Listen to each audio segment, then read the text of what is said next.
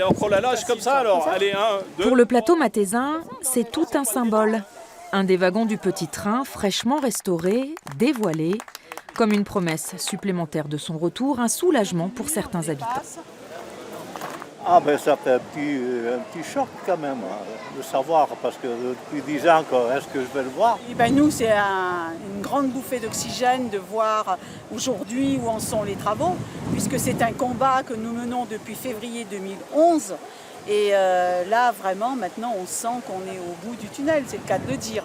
Il y a 8 ans, le petit train, témoin du passé minier du plateau, s'est arrêté malgré lui, après un éboulement sur ses voies.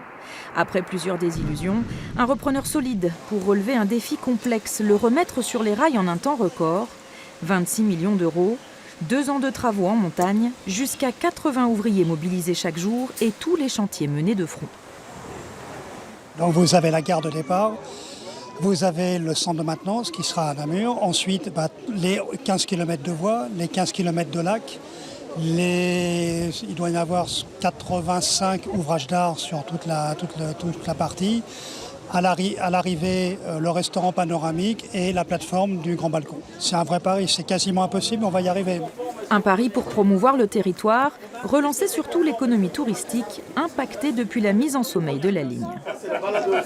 Le petit train va être un coup de booster important sur le plateau, puisqu'on attend entre 100 et 120 000 visiteurs.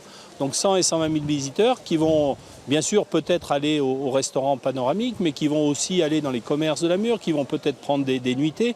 Et puis aussi le plateau mathésin, c'est les lacs, c'est les forêts, c'est la nature. Donc tout un tourisme vert qu'on développe en Isère. Redémarrage prévu pour juillet 2020, le compte à rebours est lancé.